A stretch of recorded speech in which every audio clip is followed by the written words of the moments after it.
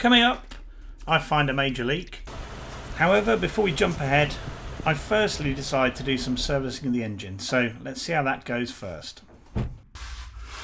So I've done the coil pack and I've got my first sort of delivery of parts, all in an effort to try and get rid of this dodgy running. So intermittent misfire, when it's on tick over, it doesn't tick over too well. So there's a few bits. It's not going to be a full service just yet. I want to try and get to the bottom of this misfire. So I've done the coil. I've got a new distributor. I've got new plug leads. I've got plugs, various other bits. So one by one, I need to remove a load of this stuff first so I can see what I'm doing and then go from there. I'm definitely going to change the cord on the rotor arm. These plug leads are a bit in two minds because they look like they're in fantastic condition and they are a genuine, original as they were. They've even got these really nice labels on them. I know that sounds a bit sad, but if there's nothing wrong with them, I'll be a bit annoyed at replacing them. So I think I'm going to leave those for now. I've got them anyway, so if we've still got an issue, then I will change them. But I think as they're in such good condition, they look so nice and so original, I should leave them. So that's what I'm going to do.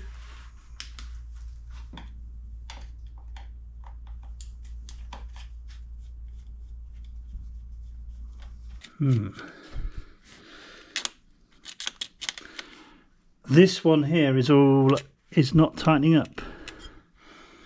I'm not sure how critical it is, but it's there, so I would assume it needs to be tight.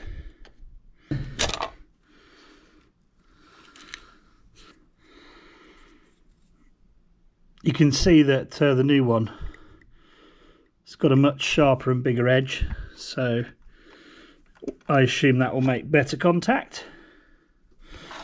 Okay, and if we look in here, we can see that I think what's happened at some point is that this hole screw has been drilled out. It's a right mess. So I could do with doing something about that. I've tried to come up with something to fill this hole and to get it secure, but I haven't got anything as yet. I'm going to put it back on for now. I'm just trying to copy everything that was there before so I don't get anything wrong.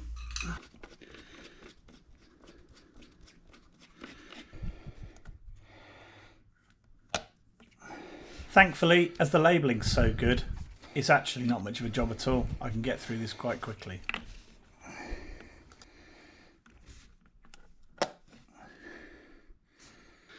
When I've put this back on, it's really tight around this area, so I think it should probably go under there. I think that's been redirected at some point.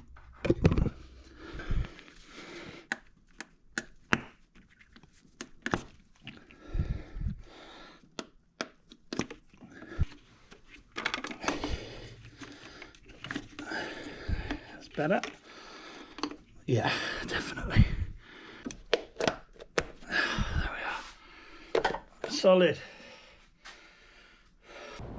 Unfortunately, the filming straight after me doing that repair didn't work. I lost all the video footage, I'm afraid. So it's a bit disconnected, but basically I had a brainwave and I thought, let's just start again and put it on the axle stands. We've done bits on the engine, but nothing properly. So I decided to put it on the axle stands, start from the beginning, do a big long list. First on that list is actually why there's water getting into the car. So that's where we're going to pick it up from now. Well, it looks rather wonderful in here. However, all of this dashboard's got to come out because we've got to sort the bulkhead out on this car. You can do it from the inside, they say, and that's certainly how the SL shop do it, who are sort of the go-to place for this kind of thing. So my first job with this car is the biggest job. But there's no getting away from it. I've got to do it. So, time to get the dashboard out. Wish me luck. In a break with tradition, rather than going like a bull in a china shop, I decided let's just take a look inside this bulkhead just to double check what kind of condition it's in.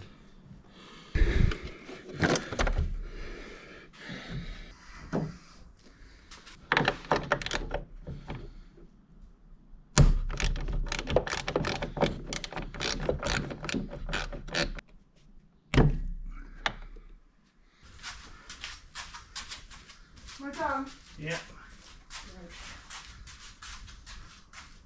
I've taken this cover off. I've taken the bonnet off, which is very light actually. It must be aluminium, I think. And I was expecting to see rust all in here, but there isn't any that I can to speak of. So rather than bull in a china shop style like I normally do, I'm going to have a think about where I go next. Now there's definitely holes in this bulkhead somewhere, because when you wash it or it rains, it goes through these vents, ends up in the footwell. So it may be the next job will be to take these off, but I'm going to have a little look around and see what I can see.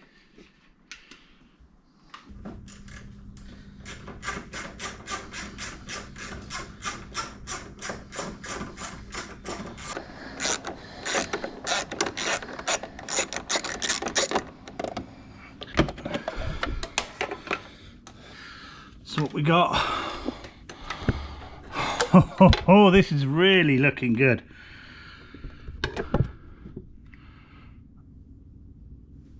Oh, fantastic.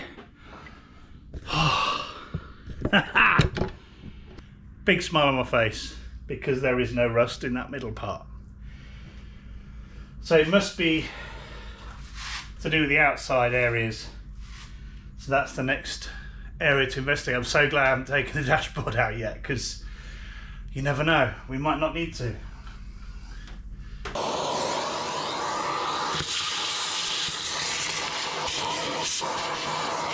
Right, so I've vacuumed out the middle.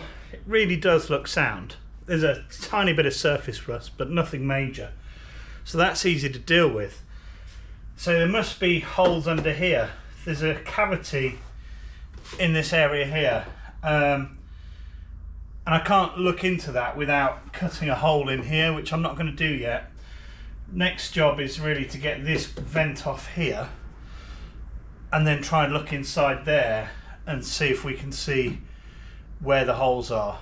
And then it may be a case at some point we've got to start cutting holes in here. But first job, let's get this off. They've got some rivets here, which apparently could be plastic, metal, anything. I've just put a magnet on, but you can't really get a good reading because it's magnetized to the grill anyway. So I'm going to get the drill and gently drill into that.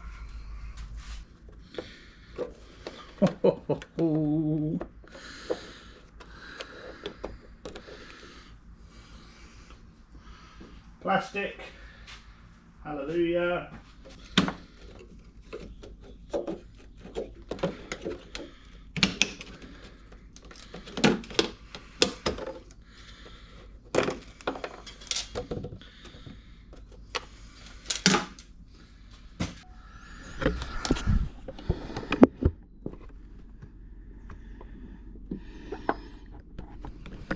So at the moment we've either got a botched repair in there, or that's the original sort of finish. It's kind of like some kind of coating that could have been put on after to try and block the gaps, but it's just strange, there didn't seem to be any rust as such in there. So I'm not sure where to go next. I'm going to keep on thinking. Next step, I think, is to get the wheel off and try and get a bit of trim out of the inside of the wheel arch. I might be able to just get some eyes on the inside.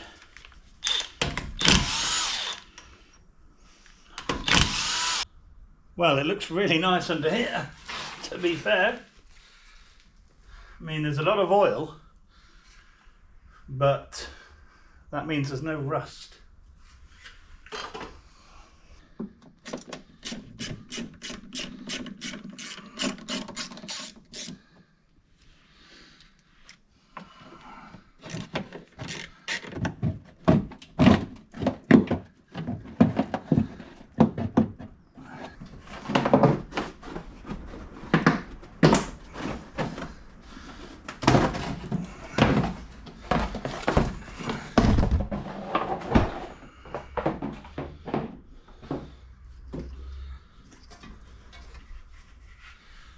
It's absolutely mint.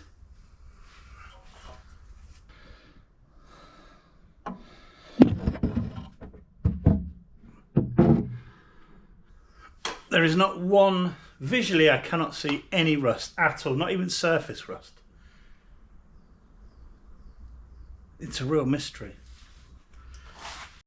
So I decided to go to the other side of the car, do exactly the same and see what we've got. And there is a bit more rust. You can actually see some rust on this side, but nothing major. So on the basis I can't see any rust anywhere, I need to work out where this water's coming in. The only thing I can think of doing is obviously pouring water in those vents and seeing what happens. But if I just take you underneath the dashboard of this car, you can see how clean it is under here.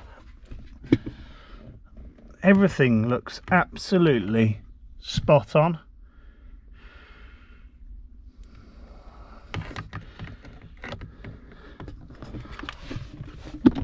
I don't want to say it because I don't want to put that hope in my mind, but is it something simple? Imagine that. So I'm going to get some water and I'm going to pour it in. 100% these footwells fill up with water because I left it outside when I first got it, and it was, I couldn't believe the amount of water. I have water.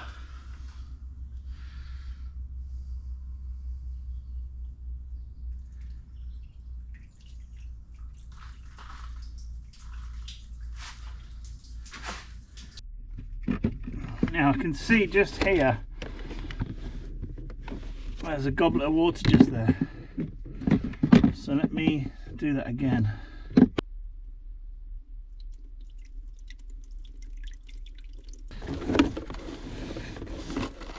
Aha, there we go. Here we go. So you can see there, look, that's the problem there.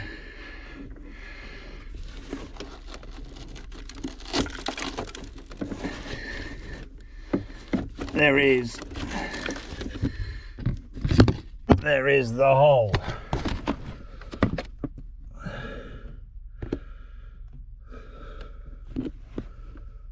There's a lot more in the way on this side in terms of electronics and stuff, but let's just do the same again. Sun's come out the bottom.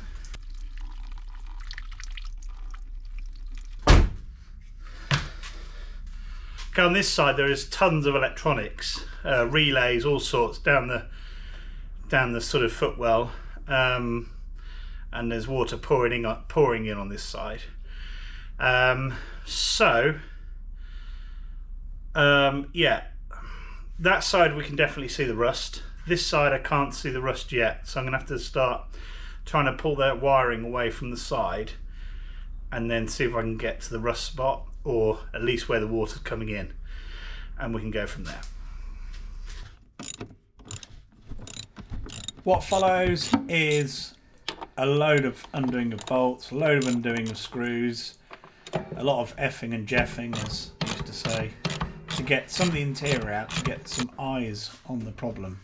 This side is definitely a lot more tricky than the passenger side.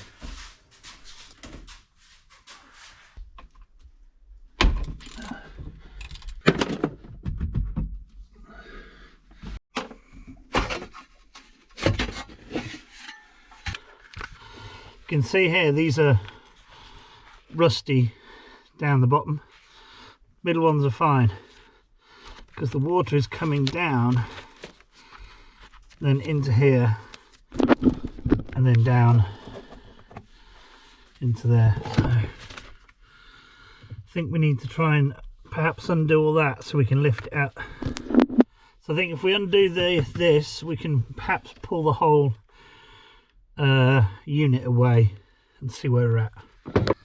So I found the problem. It's very similar to the other side. So now it's a case of trying to get a little bit more of the dashboard out so I can get more eyes on it.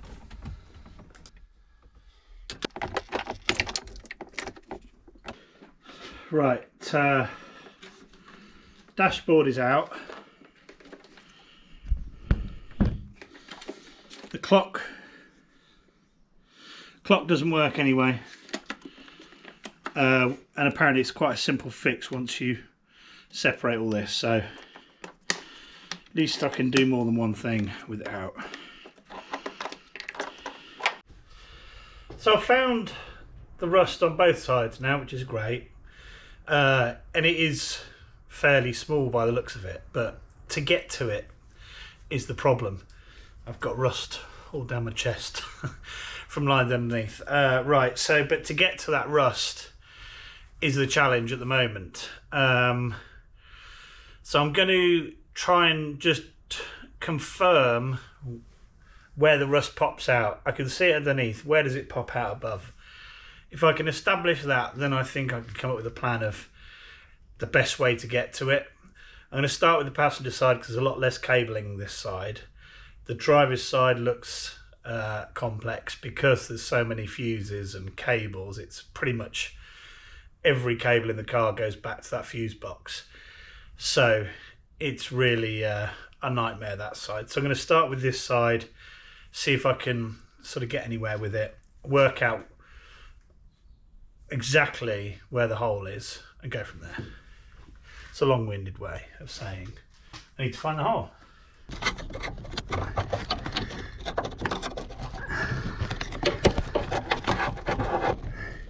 A screwdriver up through the rust. It's not much at all, but obviously it's enough that needs dealing with, and I can see it now through here, so I'll try and show you.